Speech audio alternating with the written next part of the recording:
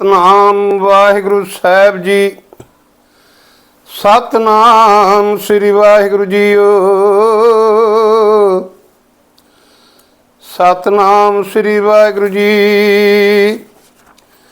ਧੰਨ ਧੰਨ ਸ੍ਰੀ ਗੁਰੂ ਨਾਨਕ ਦੇਵ ਜੀ ਮਹਾਰਾਜ। ਧੰਨ ਧੰਨ ਸ੍ਰੀ ਗੁਰੂ ਅਰਜਨ ਦੇਵ ਜੀ। ਧੰਨ ਧੰਨ ਗੁਰੂ ਗੋਬਿੰਦ ਸਿੰਘ ਜੀ। ਧੰਨ ਧੰਨ ਗੁਰੂ ਗ੍ਰੰਥ ਸਾਹਿਬ ਜੀ। ਧੰਨ ਧੰਨ ਬਾਬਾ ਦੀਪ ਸਿੰਘ ਜੀ। ਸਲੋਕ ਸਰਗੁਣ ਨਿਰਗੁਣ ਨਿਰੰਕਾਰ ਸੁਨ ਸਮਾਧੀ ਆਪ। ਆਪਣ ਕੀਆ ਨਾਨਕਾ ਆਪੇ ਹੀ ਫਿਰ ਜਾਪ। ਗੁਰੂ ਸਾਰੇ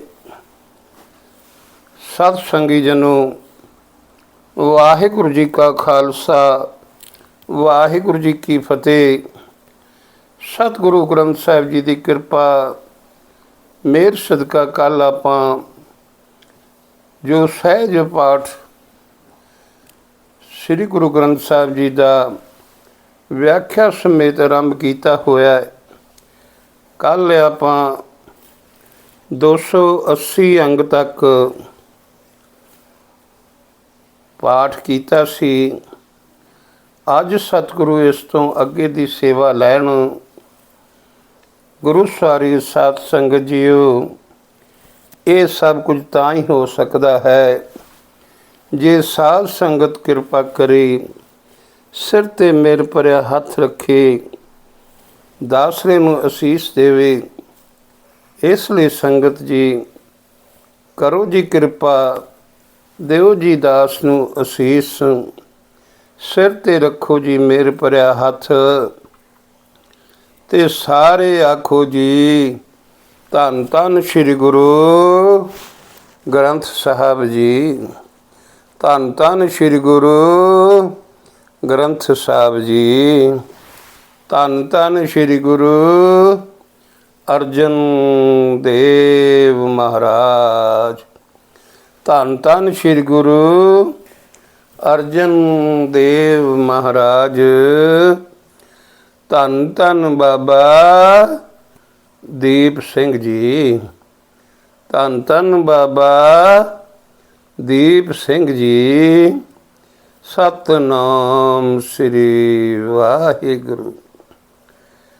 ਇਹ ਜੋ ਸ਼ਲੋਕ ਦਾਸ ਨੇ ਆਪ ਜੀ ਨੂੰ ਸਰਵਣ ਕਰਾਇਆ ਹੈ, ਇਹ ਸੁਖਮਨੀ ਸਾਹਿਬ ਦਾ 21ਵਾਂ ਸ਼ਲੋਕ ਹੈ। 20 ਅਸ਼ਟਪਦੀਆਂ ਕੱਲ੍ਹ ਤੱਕ ਆਪਾਂ ਪਾਠ ਕਰ ਚੁੱਕੇ ਹਾਂ। ਹੁਣ 21ਵੇਂ ਸ਼ਲੋਕ ਦੇ ਵਿੱਚ ਧੰਨ ਗੁਰੂ ਅਰਜਨ ਦੇਵ ਮਹਾਰਾਜ ਪੰਚਮ ਪਾਤਸ਼ਾਹ ਕਹਿ ਰਹੇ ਹਨ ਕਿ ਰਜੋ ਗੁਣ, ਤਮੋ ਗੁਣ, ਸਤੋ ਗੁਣ, ਇਹ ਰੂਪ ਤਿੰਨਾਂ ਗੁਣਾਂ ਤੋਂ ਰਹਿਤ ਜੋ ਨਿਰੰਕਾਰ ਬ੍ਰਹਮ ਹੈ, ਉਹ ਆਪ ਹੀ ਮਹਾਪਰਲੋ ਵਿੱਚ ਸੁੰਨ ਸਮਾਧੀ ਵਿੱਚ ਸਥਿਤ ਸੀ। ਫਿਰ ਉਸਨੇ ਆਪ ਹੀ ਸਰਗੁਣ ਰੂਪ ਹੋ ਕੇ ਆਪਣੇ ਤੋਂ ਆਪ ਸੰਸਾਰ ਉਤਪਤ ਕੀਤਾ। ਗੁਰੂ ਜੀ ਕਥਨ ਕਰਦੇ ਹਨ ਕਿ ਫਿਰ ਆਪ ਹੀ ਜੀਵਾਂ ਨੂੰ ਖਾਣ ਪਾਣ ਦੇਣਾ ਜਾਣਦਾ ਹੈ, ਤੇ ਆਪ ਹੀ ਇਸ ਨੂੰ ਜਪਤ ਕਰਨਾ, ਭਾਵ ਲੈ ਕਰਨਾ ਜਾਣਦਾ ਹੈ। ਅਸ਼ਟਪਦੀ ਜਾਬੇ ਆਕਾਰ ਏਕਸ਼ ਨਾ ਦ੍ਰਿਸ਼ਟੇਤਾ। पाप पुण्य तब कहते होता। जिस ਵੇਲੇ ਮਹਾਂਪਰਲੋ ਸਮੇਂ ਇਹ ਸ੍ਰਿਸ਼ਟੀ ਦਾ ਆਕਾਰ ਕਦ ਕੁਝ ਵੀ ਨਜ਼ਰ ਨਹੀਂ ਆਉਂਦਾ ਸੀ। ਤਿਸ ਵੇਲੇ ਪਾਪ ਤੇ ਪੁੰਨ ਕਿਸ ਤੋਂ ਹੁੰਦੇ ਸਨ। ਜਬ ਤਾਰੀ ਆਪਨ ਸੁਨ ਸਮਾਦ, ਤਬ ਬੈਰ ਬਰੋਧ ਕਿਸ ਸੰਗ ਕਮਾਤ। ਜਿਸ ਵੇਲੇ ਪ੍ਰਮਾਤਮਾ ਨੇ ਆਪਣੇ ਵਿੱਚ ਅਫੁਰ ਸਮਾਧੀ ਧਾਰੀ ਹੋਈ ਸੀ, ਉਸ ਵੇਲੇ ਅਨੰਦੀ ਕਾਲ ਦਾ ਵੈਰ ਅਤੇ ਅਪਰਾਲਾ ਵਿਰੋਧ ਕੋਈ ਕਿਸ ਦੇ ਨਾਲ ਕਮਾਉਂਦਾ ਸੀ। ਜਬ ਇਸ ਕਾ ਵਰਨ ਚਿਹਨ ਨ ਜਾਪਤ, ਤਬ ਹਰਖ ਸੋਗ ਕਹੂੰ ਕਿਸੇ ਵਿਆਪਤ। ਜਿਸ ਵੇਲੇ ਮਹਾਂਪਰਲੋ ਸਮੇਂ ਇਸ ਜੀਵ ਦਾ ਚਾਰਿਆਂ ਵਰਨਾਂ ਵਿੱਚੋਂ ਕੋਈ ਵਰਨ ਅਤੇ ਚਿੰਨ੍ਹ ਨਹੀਂ ਜਾਣਿਆ ਜਾਂਦਾ ਸੀ। ਦੱਸੋ ਖਾਂ ਉਸ ਵੇਲੇ ਹਰਖ ਤੇ ਸੋਗ ਕਿਸ ਨੂੰ ਵਿਆਪਦਾ ਸੀ। ਜਬ ਆਪਣ ਆਪ ਆਪ ਪਾਰ ਬ੍ਰਹਮ, ਤਬ ਮੋਹ ਕਹਾਂ ਕਿਸ ਹੋਵਤ ਪਰਮ। ਜਿਸ ਵੇਲੇ ਆਪ ਹੀ ਪਾਰ ਬ੍ਰਹਮ ਆਪਣੇ ਆਪ ਵਿੱਚ ਸੀ, ਤਦੋਂ ਮੋਹ ਕਿੱਥੇ ਸੀ ਅਤੇ ਭਰਮ ਕਿਸ ਨੂੰ ਹੁੰਦਾ ਸੀ। ਆਪਣ ਖੇਲ ਆਪ ਵਰਤੀਜਾ, ਨਾਨਕ ਕਰਨੇ ਹਾਰ ਨ ਦੂਜਾ। ਇਹ ਮਹਾਂਪਰਲੋ ਦਾ ਖੇਲ ਉਸ ਪ੍ਰਭੂ ਦਾ ਆਪਣਾ ਹੈ, ਉਸ ਨੇ ਆਪ ਹੀ ਵਰਤਾਇਆ ਹੈ। ਗੁਰੂ ਜੀ ਕਥਨ ਕਰਦੇ ਹਨ ਕਿ ਮਹਾਂਪਰਲੋ ਦੇ ਕਰਨ ਵਾਲਾ ਪਰਮਾਤਮਾ ਤੇ ਪਰਮਾਤਮਾ ਤੋਂ ਬਿਨਾਂ ਹੋਰ ਕੋਈ ਦੂਜਾ ਨਹੀਂ ਹੈ। ਜਬ ਹੋਵਤ ਪ੍ਰਭ ਕੇਵਲ ਧਨੀ, ਤਬ ਬੰਧ ਮੁਕਤ ਕਹੋ ਕਿਸ ਕੋ ਗਣੀ। ਜਿਸ ਵੇਲੇ ਮਹਾਂਪਰਲੋ ਸਮੇਂ ਸਾਰਿਆਂ ਦਾ ਮਾਲਕ ਪ੍ਰਭੂ ਇੱਕ ਆਪ ਹੀ ਹੁੰਦਾ ਸੀ, ਉਸ ਵੇਲੇ ਦੱਸੋ ਖਾਂ ਬੰਧਨ ਕਿਸ ਨੂੰ ਤੇ ਮੁਕਤੀ ਕਿਸ ਨੂੰ ਪ੍ਰਾਪਤ ਹੋਣੀ ਸੀ, ਕਿਸ ਦੀ ਮੁਕਤੀ ਵਿਚਾਰੀ ਜਾਂਦੀ ਸੀ। ਜਬ ਏਕੈ ਹਰ ਅਗਮ ਅਪਾਰ, ਤਬ ਨਰਕ ਸੁਰਗ ਕੋ ਕੌਣ ਅਤਾਰ। ਜਿਸ ਵੇਲੇ ਇੱਕ ਹੀ ਅਗਮ ਅਪਾਰ ਪਰਮਾਤਮਾ ਸੀ, ਉਸ ਵੇਲੇ ਦੱਸੋ ਖਾਂ ਨਰਕਾਂ ਤੇ ਸੁਰਗਾਂ ਵਿੱਚ ਕੌਣ ਉਤਰਦਾ ਸੀ, ਨਰਕਾਂ ਸੁਰਗਾਂ ਵਿੱਚ ਕੌਣ ਜਾਂਦਾ ਸੀ। ਜਬ ਨਿਰਗੁਣ ਪ੍ਰਭ ਸਹਿਜ ਸੁਭਾਏ, ਤਬ ਸ਼ਿਵ ਸ਼ਕਤੀ ਕਹੂੰ ਕਿਤ ਠਾਏ। ਜਿਸ ਵੇਲੇ ਨਿਰਗੁਣ ਬ੍ਰਹਮ ਸ਼ਾਂਤੀ ਸੁਭੂ ਸ਼ਾਂਤੀ ਰੂਪ ਸ਼ਾਂਤੀ ਸੁਭਾ ਅਵਸਥਾ ਵਿੱਚ ਸੀ, ਉਸ ਵੇਲੇ ਦੱਸੋ ਖਾਂ ਸ਼ਿਵ ਤੇ ਸ਼ਕਤੀ, ਸ਼ਿਵ ਜੀ ਤੇ ਪਾਰਵਤੀ ਕਿਸ ਥਾਂ ਤੇ ਸੀ। ਉਸ ਵੇਲੇ ਈਸ਼ਵਰ ਤੇ ਮਾਇਆ ਕਿਸ ਥਾਂ ਤੇ ਸੀ। ਜਬ ਆਪੈ ਆਪ ਆਪਣੀ ਜੋਤ ਤਰੈ, ਤਬ ਕਵਣ ਨਿਡਰ ਕਵਣ ਕਤ ਡਰੈ। ਜਿਸ ਵੇਲੇ ਆਪਣੇ ਆਪ ਵਿੱਚ ਆਪਣੀ ਜੋਤ ਨੂੰ ਧਾਰੀ ਬੈਠਾ ਸੀ, ਉਸ ਵੇਲੇ ਕੌਣ ਨਿਡਰ ਸੀ ਤੇ ਕੌਣ ਕੋਈ ਕਿਸ ਦੇ ਪਾਸੋਂ ਡਰਦਾ ਸੀ।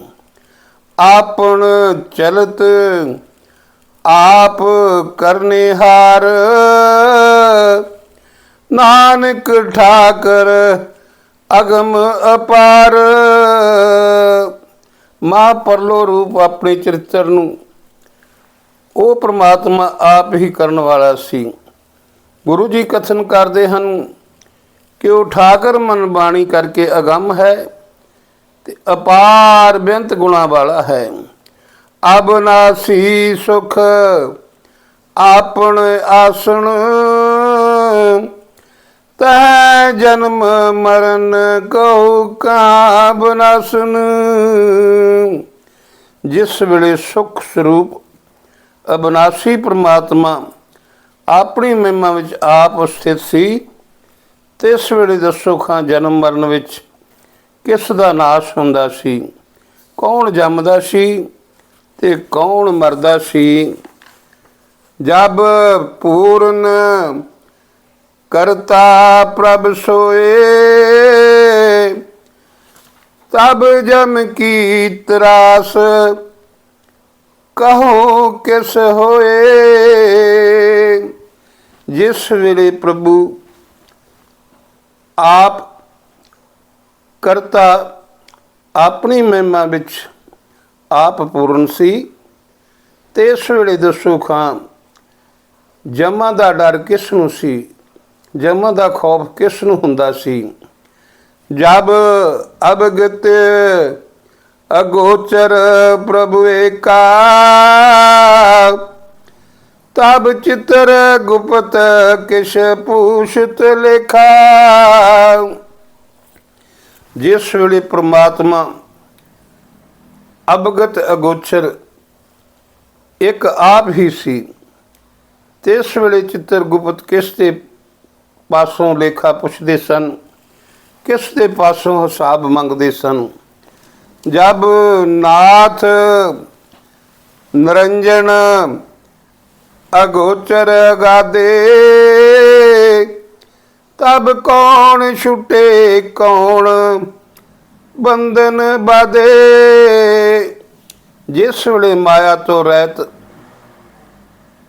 ਇੰਦਰੀਆਂ ਕਰਕੇ ਅਵਸ਼ੇ ਅਗਦ ਸੁਆਮੀ ਆਪ ਹੀ ਸੀ, ਤੇ ਇਸ ਵੇਲੇ ਛੁੱਟੇ ਹੋਏ ਕੌਣ ਸਨ ਅਤੇ ਬੰਧਨਾਂ ਵਿੱਚ ਬੱਝੇ ਹੋਏ ਕੌਣ ਸਨ। ਆਪਣ ਆਪ ਆਪ ਹੀ ਅਚਰਜਾ, ਨਾਨਕ ਆਪਣ ਰੂਪ ਆਪ ਹੀ ਉਪਰਜਾ। ਜਿਸ ਵੇਲੇ ਆਪਣੇ ਅਚਰਜ ਰੂਪ ਵਿੱਚ ਆਪੇ ਆਪ ਸਥਿਤ ਸੀ, ਗੁਰੂ ਜੀ ਕਥਨ ਕਰਦੇ ਹਨ, ਉਸ ਵੇਲੇ ਆਪਣੇ ਰੂਪ ਨੂੰ ਆਪ ਹੀ ਪ੍ਰਗਟ ਕਰ ਰਿਹਾ ਸੀ। ਆਪਣੇ ਰੂਪ ਤੋਂ ਆਪ ਹੀ ਮਹਾਪਰਲੋ ਨੂੰ ਉਤਪੰਨ ਕਰ ਰਿਹਾ ਸੀ। ਜਹੈ ਨਿਰਮਲ ਪੁਰਖ ਪੁਰਖ ਪਤ ਹੋਤਾ, ਤੈ ਬਿਨ ਮੈਲ ਕਹੂੰ ਕਿਆ ਤੋਤਾ। ਜਿਸ ਵੇਲੇ ਸਾਰਿਆਂ ਪੁਰਖਾਂ ਦਾ ਪਤੀ ਨਿਰਮਲ ਪੁਰਖ ਪਰਮਾਤਮਾ ਆਪ ਸੀਗਾ, ਤੇ ਇਸ ਵੇਲੇ ਦੱਸੋ ਖਾਂ ਮੈਲ ਤੋਂ ਬਿਨਾਂ ਕੌਣ ਸੀ ਤੇ ਮੈਲ ਦੇ ਧੋਣ ਵਾਲਾ ਕੌਣ ਸੀ। ਜਿਹ ਨਿਰੰਜਨ ਨਿਰੰਕਾਰ ਨਿਰਬਾਨ, ਤਹ ਕੌਣ ਕਉ ਮਾਨ ਕੌਣ ਅਭਿਮਾਨ। ਜਿਸ ਵੇਲੇ ਨਿਰੰਜਨ ਨਿਰੰਕਾਰ ਆਪ ਬੰਧਨਾਂ ਤੋਂ ਰਹਿਤ ਸੀ, ਤੇ ਇਸ ਵੇਲੇ ਮਾਨ ਕਿਸ ਨੂੰ ਸੀ ਤੇ ਅਪਮਾਨ ਕਿਸ ਨੂੰ ਸੀ। ਜਹ ਸਰੂਪ ਕੇਵਲ ਜਗਦੀਸ਼, ਤਹ ਸ਼ਲ ਸਿੰਦਰ ਲਗਤ ਕਹੋ ਕੀਸ। ਜਿਸ ਵੇਲੇ ਕੇਵਲ ਸ਼ੁੱਧ ਸਰੂਪ ਦਾ ਮਾਲਕ ਪ੍ਰਭੂ ਇੱਕ ਆਪ ਹੀ ਸੀ, ਤੇ ਇਸ ਵੇਲੇ ਦੱਸੋ ਖਾਂ ਦੋਸ਼ ਕਿਸ ਨੂੰ ਲੱਗਦੇ ਸਨ। ਜਹ ਜੋਤ ਸਰੂਪੀ ਜੋਤ ਸੰਗ ਸਮਾਵੈ, ਤਹ ਕਿਸੇ ਭੂਖ ਕਮਣ ਤ੍ਰਿਪਤਾਵੈ। ਜਿਸ ਵੇਲੇ ਜੋਤੀ ਸਰੂਪ ਪਰਮਾਤਮਾ ਆਪਣੀ ਜੋਤ ਦੇ ਨਾਲ ਸਮਾ ਰਿਹਾ ਸੀ, ਉਸ ਵੇਲੇ ਕਿਸ ਨੂੰ ਭੁੱਖ ਲੱਗਦੀ ਸੀ ਤੇ ਕੌਣ ਤ੍ਰਿਪਤੀ ਦੇ ਕਰਨ ਵਿੱਚ ਆਉਂਦਾ ਸੀ। ਕਰਨ ਕਰਾਵਣ ਕਰਨੇ ਹਾਰ, ਨਾਨਕ ਕਰਤੇ ਕਾ ਨਾਹੇ ਸਮਾਰ। ਉਹ ਕਰਨਹਾਰ ਪ੍ਰਮਾਤਮਾ ਆਪ ਹੀ ਸਭ ਕੁਝ ਕਰਨ ਕਰਾਉਣ ਵਾਲਾ ਹੈ। ਗੁਰੂ ਜੀ ਕਥਨ ਕਰਦੇ ਹਨ ਕਿ ਉਸ ਕਰਤੇ ਪੁਰਖ ਦਾ ਅੰਤ ਨਹੀਂ ਪਾਇਆ ਜਾ ਸਕਦਾ। ਜਬ ਆਪਣੀ ਸ਼ੋਭਾ ਆਪਣ ਸੰਗ ਬਣਾਈ, ਤਬ ਕਵਣ ਮਾਏ ਪਾਪ ਮਿੱਤਰ ਸੁਤ ਪਾਈ। ਜਿਸ ਵੇਲੇ ਉਸ ਪ੍ਰਭੂ ਨੇ ਆਪਣੀ ਸ਼ੋਭਾ ਆਪਣੇ ਨਾਲ ਬਣਾਈ ਹੋਈ ਸੀ, ਤੇ ਇਸ ਵੇਲੇ ਸ਼ੋਭਾ ਦੇ ਵਧਾਉਣ ਵਾਲਾ ਮਾਂ ਪਿਓ ਮਿੱਤਰ ਪੁੱਤਰ ਤੇ ਭਰਾ ਕਿਹੜਾ ਸੀ? ਭਾਵ ਕੋਈ ਨਹੀਂ ਸੀ। ਜਹ ਸਰਬ ਕਲਾ ਆਪੈ ਪਰਬੀਨ, ਤਹ ਬੇਦ ਕਤੇਬ ਕਹਾ ਕੋ ਚੀਨ। ਜਿਸ ਵੇਲੇ ਸਰਬ ਕਲਾ ਸਮਰੱਥ ਪਰਮੇਸ਼ਰ ਆਪਣੀ ਪ੍ਰਬੀਨਤਾ ਵਿੱਚ ਆਪ ਸੀ, ਤੇ ਇਸ ਵੇਲੇ ਵੇਦਾਂ ਕਤੇਬਾਂ ਨੂੰ ਕਦ ਕੋਈ ਜਾਣਦਾ ਭਾਵ ਪਛਾਣਦਾ ਸੀ। ਜਬ ਆਪਣ ਆਪ ਆਪ ਉਰਦਾਰੈ, ਤੋ ਸਗਨ ਆਪ ਸਗਨ ਕਹਾਂ ਵਿਚਾਰੇ। ਜਿਸ ਵੇਲੇ ਪਰਮੇਸ਼ਰ ਆਪਣੇ ਆਪ ਨੂੰ ਆਪਣੇ ਹਿਰਦੇ ਵਿੱਚ ਧਾਰ ਕੇ ਬੈਠਾ ਸੀ, ਤੇ ਇਸ ਵੇਲੇ ਸਗਨ ਤੇ ਅਪਸਗਨ ਭਾਵ ਭਲੇ ਬੁਰੇ ਨੂੰ ਕੋਈ ਕਿੱਥੇ ਵਿਚਾਰਦਾ ਸੀ।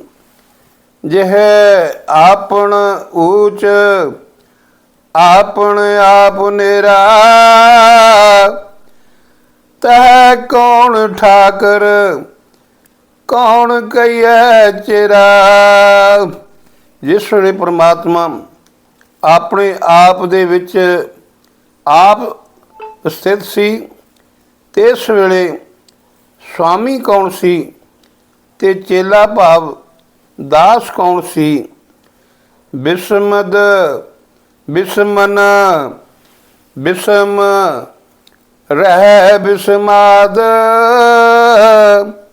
ਨਾਨਕ ਆਪਣੀ ਗਤ ਜਾਨੋ ਆਪ। ਇਸ ਅਚਰਜ ਕੌਤਕ ਨੂੰ ਵੇਖ ਕੇ ਅਚਰਜ ਵਸਤੂ ਵੀ ਅਚਰਜਤਾਈ ਨੂੰ ਪ੍ਰਾਪਤ ਹੋ ਗਈ। ਹੇ ਅਚਰਜ ਰੂਪ ਪ੍ਰਭੂ, ਇਹ ਮਹਾਂਪਰਲੋ ਰੂਪ ਅਚਰਜ ਕੌਤਕ ਨੂੰ ਵੇਖ ਕੇ ਆਪ ਤਾਂ ਅਚਰਜ ਹੋ ਰਹੇ ਸੀ। ਗੁਰੂ ਜੀ ਕਥਨ ਕਰਦੇ ਹਨ, ਆਪਣੀ ਗਤੀ ਨੂੰ ਤੁਸੀਂ ਆਪ ਹੀ ਜਾਣਦੇ ਹੋ। ਜਹ ਅਛਲ ਅਛੇਦ ਅਭੇਦ ਸਮਾਇਆ, ਉਹਾਂ ਕਿਸੇ ਵਿਆਪਤ ਮਾਇਆ। ਜਿਸ ਵੇਲੇ ਅਛਲ ਅਛੇਦ ਪ੍ਰਭੂ ਅਭੇਦਤਾ ਵਿੱਚ ਆਪ ਸਮਾਇਆ ਹੋਇਆ ਸੀ, ਉਸ ਵੇਲੇ ਮਾਇਆ ਕਿੱਥੇ ਵਿਆਪ ਰਹੀ ਸੀ, ਉੱਥੇ ਕਿੱਥੇ ਵਿਆਪ ਰਹੀ ਸੀ। ਆਪਸ ਕੋ ਆਪੈ ਆਦੇਸ, ਤਿਹ ਗੁਣ ਕਾ ਨਾਹੀ ਪਰਵੇਸ। ਜਿਸ ਵੇਲੇ ਆਪਣੇ ਸਰੂਪ ਨੂੰ ਆਪ ਹੀ ਨਮਸਕਾਰ ਕਰਦਾ ਸੀ, ਜਿਸ ਵੇਲੇ ਸਤੋ ਰਜੋ ਤਮੋ ਰੂਪ ਤਿੰਨਾਂ ਗੁਣਾਂ ਦਾ ਇਸ ਵਿੱਚ ਕੋਈ ਪ੍ਰਵੇਸ਼ ਨਹੀਂ ਸੀ। ਜਹ ਏਕੈ ਏਕ ਏਕ ਭਗਵੰਤਾ, ਤੈ ਕੌਣ ਅਚਿੰਤ ਕਿਸ ਲਾਗੈ ਚਿੰਤਾ। ਜਿਸ ਵੇਲੇ ਇੱਕ ਪ੍ਰਭੂ ਇੱਕ ਭਗਵੰਤ ਇੱਕ ਵਾਹਿਗੁਰੂ ਦਾ ਇੱਕੋ ਹੀ ਸਰੂਪ ਸੀ, ਉਸ ਵੇਲੇ ਬੇਫਿਕਰ ਕੌਣ ਸੀ ਤੇ ਕਿਸ ਨੂੰ ਫਿਕਰ ਲੱਗ ਰਿਹਾ ਸੀ। जह आपन आप आप पतियारा, तह कौन कथे कौन सुनने हारा। जिस वेले अपने उत्ते आप ही भरोसा करन वाला सी, उस वेले कथन करन वाला कौन सी ते आपस विच सुनन वाला कौन सी। बहु बेअंत ऊच ते ऊंचा, नानक आपस को आपै पहुँचा। वो परमेश्वर बहुत ਵੱਡਾ है, बेअंत है ते ਉੱਚਿਆਂ ਤੋਂ ਉੱਚਾ है। गुरु जी कथन करते हैं कि अपने आप ਨੂੰ आप ही पूजदा है, उस वर्गा होर कोई नहीं।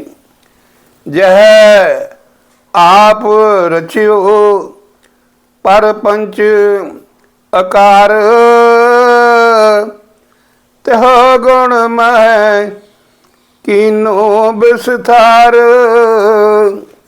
ਹੁਣ ਜਿਹੜੀਆਂ ਇਹ ਦੋ ਪੌੜੀਆਂ, ਇਹ ਜੋ ਪਦੇ ਦੋ ਆਪਾਂ ਪੜ੍ਹਨੇ ਹਨ, ਜੋ ਇਹਨਾਂ ਦੋ ਪਦਿਆਂ ਦਾ ਆਪਾਂ ਹੁਣ ਪਾਠ ਕਰਨਾ ਹੈ, ਇਸ ਦੇ ਵਿੱਚ ਸ੍ਰਿਸ਼ਟੀ ਦੀ ਉਤਪਤੀ ਦਾ ਵਰਣਨ ਕਰਦੇ ਹਨ।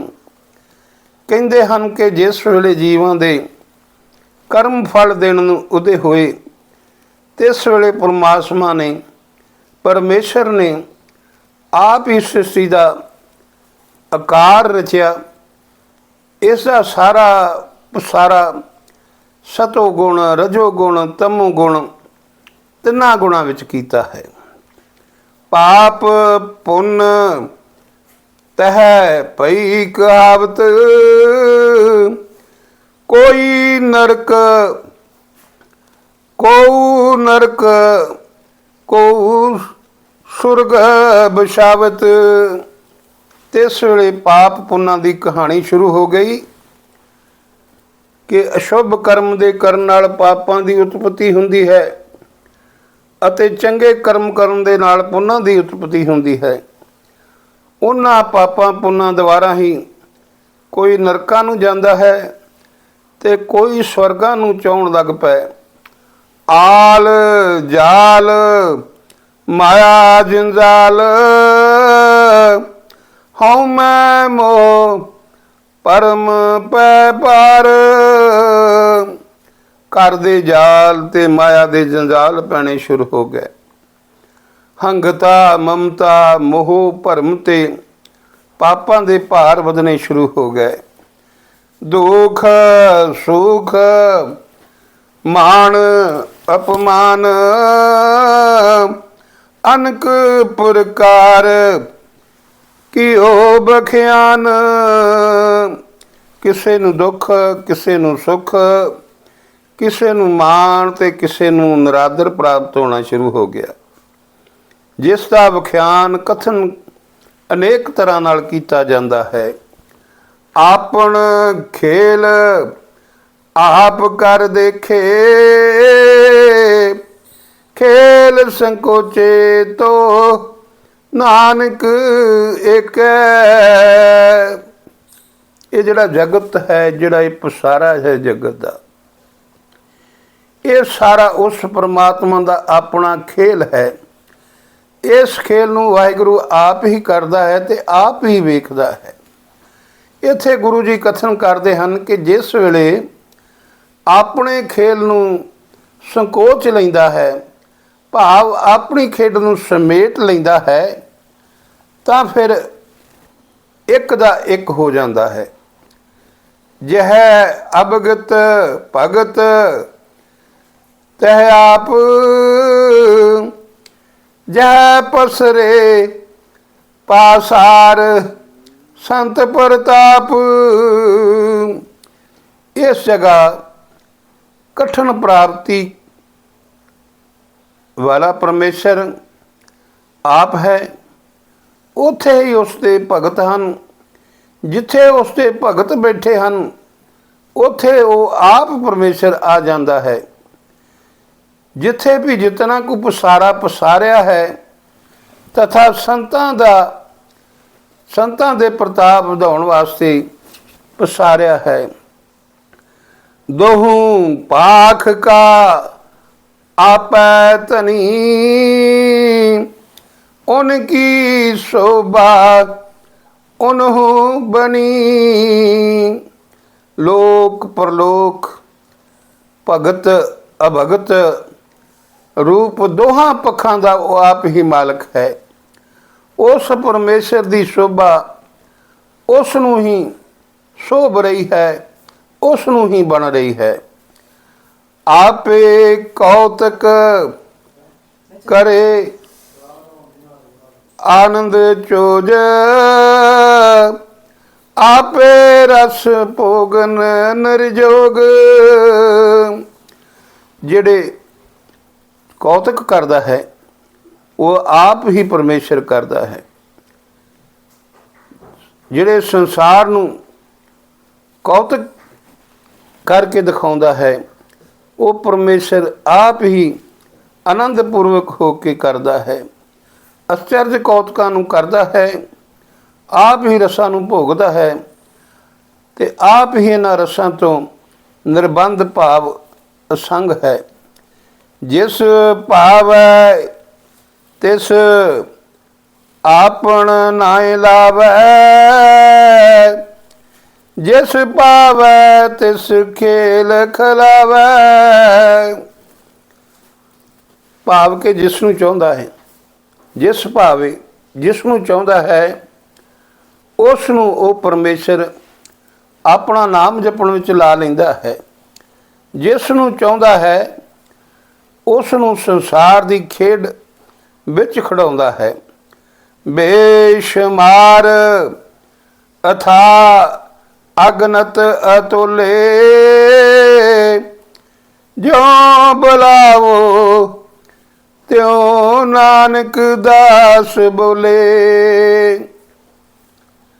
ਗੁਰੂ ਜੀ ਕਥਨ ਕਰਦੇ ਹਨ ਕਿ ਹੇ ਪ੍ਰਭੂ ਤੂੰ ਆਪ ਬੇਅੰਤ ਹੈ, ਅਥਾਹ ਹੈ, ਅਣਗਿਣਤ ਹੈ, ਤੋਲਣ ਤੋਂ ਰਹਿਤ ਹੈ। ਜਿਵੇਂ ਕੋਈ ਬੋਲਦਾ ਹੈ, ਜਿਵੇਂ ਆਪ ਬੁਲਾਉਂਦੇ ਹੋ ਤਿਵੇਂ ਹੀ ਦਾਸ ਬੋਲਦਾ ਹੈ, ਤਿਵੇਂ ਹੀ ਜੀਵ ਬੋਲਦਾ ਹੈ। ਸੋ ਗੁਰੂ ਸਵਾਰੇ ਖਾਲਸਾ ਜੀ, ਆਪਾਂ ਵੀ ਸਤਿਗੁਰਾਂ ਦੀ ਕਿਰਪਾ ਦਾ ਨਿੱਘ ਬਣਨ ਦੇ ਲਈ ਸਤਿਗੁਰਾਂ ਦੇ ਚਰਨਾਂ ਦੇ ਨਾਲ ਲੱਗੀਏ, ਉਸ ਪਰਮੇਸ਼ਰ ਦਾ ਨਾਮ ਜਪੀਏ ਤਾਂ ਜੋ ਸਾਡੇ ਲੋਕ ਸੁਖੀਏ ਤੇ ਪਰਲੋਕ ਸਹੇਲੇ ਹੋ ਸਕਣ। ਗੁਰੂ ਸਵਾਰੇ ਖਾਲਸਾ ਸਤ ਸੰਗਤੀ ਜਨੋ, ਇਤਨੀ ਕੁ ਜਿਹੜੀ ਹਾਜ਼ਰੀ ਹੈ ਪ੍ਰਵਾਨ ਕਰ ਲੈਣਾ। ਕਿਰਪਾ ਕਰੇ ਸਤਿਗੁਰੂ ਸੱਚੇ ਪਾਤਸ਼ਾਹ। ਕੱਲ੍ਹ ਫੇਰ ਹਾਜ਼ਰ ਹੋਵਾਂਗੇ। ਹੁਣ ਭੁੱਲਾਂ ਚੁੱਕਾਂ ਦੀ ਸਤਿਗੁਰਾਂ ਦੇ ਅੱਗੇ ਅਰਦਾਸ ਬੇਨਤੀ ਕਰਕੇ ਸਮਾਪਤੀ ਹੈ ਜੀ। ਹੇ ਨਿਰੰਕਾਰ ਧੰਨ ਧੰਨ ਸ੍ਰੀ ਗੁਰੂ ਗ੍ਰੰਥ ਸਾਹਿਬ ਜੀ ਮਹਾਰਾਜ, ਆਪ ਜੀ ਦੀ ਅਗਾਧ ਬੋਧ ਬਾਣੀ ਪੜ੍ਹਦਿਆਂ ਹੋਇਆਂ ਦਾਸਰੇ ਕੋਲੋਂ ਅਨੇਕਾਂ ਭੁੱਲਾਂ ਗਲਤੀਆਂ ਹੋ ਗਈਆਂ ਹੋਣਗੀਆਂ। ਕਿਰਪਾ ਕਰਕੇ ਅਣਜਾਣ ਬੱਚਾ ਸਮਝ ਕੇ ਮਾਫ ਕਰ ਦੇਣਾ। ਅੱਗੇ ਤੋਂ ਸ਼ੁੱਧ ਤੇ ਸਪਸ਼ਟ ਬਾਣੀ ਪੜ੍ਹਨ ਦੀ ਬਲ ਬੁੱਧੀ ਬਖਸ਼ਿਸ਼ ਕਰਨਾ। ਸੱਚੇ ਪਿਤਾ ਵਾਹਿਗੁਰੂ ਜੀ ਆਦੀਆਂ ਵਿਆਦੀਆਂ ਦੁੱਖਾਂ ਕਲੇਸ਼ਾਂ ਦਾ ਨਾਸ਼ ਕਰਕੇ ਆਪਣੇ ਭਜਨ ਦਾ ਪ੍ਰਤਾਪ ਬਖਸ਼ਿਸ਼ ਕਰਨਾ। ਨਾਨਕ ਨਾਮ ਚੜ੍ਹਦੀ ਕਲਾ, ਤੇਰੇ ਭਾਣੇ ਸਰਬੱਤ ਦਾ ਭਲਾ। ਗੁਰੂ ਸਵਾਰੇ ਖਾਲਸਾ ਜੀ, ਇੱਥੇ ਹੀ ਹੁਣ ਦਾਸ ਖਿਮਾ ਮੰਗਦਾ ਹੈ। ਬੇਨਤੀ ਹੈ ਕਿ ਜਿਨ੍ਹਾਂ ਨੇ ਦਾਸ ਦਾ ਚੈਨਲ ਗੁਰ ਸਾਖੀਆਂ ਸ਼ਬਦ ਵਿਚਾਰ ਅਜੇ ਤੱਕ ਸਬਸਕ੍ਰਾਈਬ ਨਹੀਂ ਕੀਤਾ, ਕਿਰਪਾ ਕਰਕੇ ਦਾਸ ਦੇ ਚੈਨਲ ਨੂੰ ਸਬਸਕ੍ਰਾਈਬ ਕਰ ਲਵੋ ਜੀ। ਜੋ ਅੱਜ ਆਪਾਂ ਇਹ ਪਾਠ ਕੀਤਾ ਹੈ, ਆਪ ਜੀ ਨੇ ਜੋ ਸਰਵਣ ਕਰਨਾ ਹੈ, ਇਸ ਨੂੰ ਸਰਵਣ ਕਰਕੇ ਲਾਈਕ ਅਤੇ ਸ਼ੇਅਰ ਕਰ ਦੇਣਾ। ਕਮੈਂਟਾਂ ਦੇ ਵਿੱਚ ਧੰਨ ਧੰਨ ਸ੍ਰੀ ਗੁਰੂ ਗ੍ਰੰਥ ਸਾਹਿਬ, ਸਤਿਨਾਮ ਵਾਹਿਗੁਰੂ ਜ਼ਰੂਰ ਲਿਖ ਦੇਣਾ ਜੀ। ਆਪ ਜੀ ਦਾ ਕੋਟਨ ਕੋਟ ਧੰਨਵਾਦ। ਇੱਥੇ ਹੀ ਦਾਸ ਖੇਮਾ ਦਾ ਜਾਚਕ ਹੈ। ਵਾਹਿਗੁਰੂ ਜੀ ਕਾ ਖਾਲਸਾ, ਵਾਹਿਗੁਰੂ ਜੀ ਕੀ ਫਤਿਹ। ਸਤਿਨਾਮ ਵਾਹਿਗੁਰੂ, ਸਤਿਨਾਮ ਵਾਹਿਗੁਰੂ।